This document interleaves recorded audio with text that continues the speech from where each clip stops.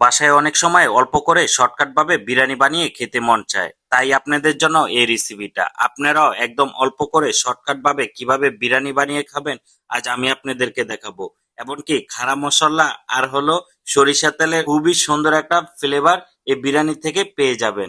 First একটা কড়াইয়ের ভিতরে এখানে সরিষা তেল দিয়ে দিলাম, তারপরে এখানে পেঁয়াজ কুচি দিয়ে দিলাম, বড় দুইটা পেঁয়াজ একদম জুলিয়ান করে কেটে এখানে দিয়ে দিলাম।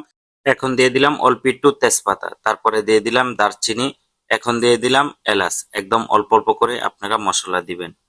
এখন দিয়ে দিলাম চিকেন। আমার এখানে কিন্তু হাফ মুরগি আছে, মানে একটা লেগ আর একটা বেস্ট। মুরগির মাংসগুলো একদম ছোট ছোট টুকরো করে কেটে ভালো করে ওয়াশ করে নিয়েছি। এখন মুরগির মাংসগুলো খুবই সুন্দর করে তেলের ভিতরে ফ্রাই করে নিচ্ছি, কারণ ব্রয়লার মুরগি হালকা একটু গন্ধ থাকে, সেজন্য আপনারা অবশ্যই তেলের ভিতরে ফ্রাই করে নেবেন। এখন দিয়ে দিলাম 1 টেবিল চামচের মতো আদা রসুন পেস্ট, এখন দিয়ে দিলাম 1 টেবিল চামচের মতো বাদাম পেস্ট, এখন দিয়ে দিলাম 1 টেবিল চামচের মতো টক দই। আর বাদামের ভিতরে চীনা বাদাম, কাজু বাদাম, পেস্তা বাদাম মিক্স করা আছে। এখন দিয়ে দিলাম অল্প একটু টমেটো সস, তারপরে আবারও ভালো করে মিক্স করে নিচ্ছি। তারপরে দিয়ে দিলাম স্বাদ অনুযায়ী লবণ, হাফ টেবিল চামচের মতো। এখন দিয়ে দিলাম অল্প একটু মরিচের গুঁড়া, অল্প একটু হোয়াইট পেপার।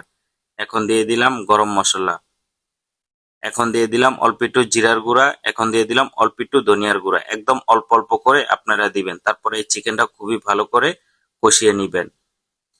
চিকেনটা যত ভালো করে কষায় নিবেন ততই বিরিয়ানির টেস্টটা খুবই ভালো আসে। এখন দিয়ে দিলাম পানি। আমার এখানে টোটাল 800 গ্রামের মতো পানি দিয়েছি। আমার এখানে হাফ কেজি চালের জন্য আমি কিন্তু এই বিরিয়ানিটা রান্না করবো। এখন দিয়ে দিলাম 1 টেবিল চামচের মতো গুঁড়া দুধ আর কিছু কাঁচামরিচ। কাঁচামরিচটা আপনাদের স্পাইসি অনুযায়ী দিয়ে দিবেন। এখন দিয়ে দিলাম আরো হাফ টেবিল চামচের মতো লবণ, তারপরে অল্প একটু চিনি দিয়ে দিলাম। এখন দিয়ে দিলাম অল্প করে কিশমিশ।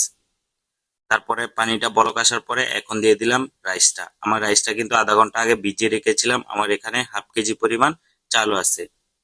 আপনারা চাইলে এই শর্টকাট বিরিয়ানিটা বাসায় খুবই সুন্দর করে তৈরি করে নিতে পারেন, এমনকি খুবই খুবই সুন্দর একটা ফ্লেভার চলে আসে।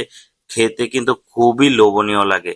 আমার স্টাইলে একবার ট্রাই করে দেখেন। অনেকে কিন্তু অল্প করে বাসায় বিরিয়ানি রান্না করতে চান, তাদের কথা চিন্তা করেই কিন্তু আমি আজকে এই রেসিপিটা আপনাদের জন্য, কারণ রেস্টুরেন্টে সবসময় আমরা বেশি করে রান্না করে থাকি। এখন দিয়ে দিলাম পেঁয়াজ বেরেস্তা আর রাইসটা একদম মাখা মাখা করে তারপরে আপনারা দম দিবেন।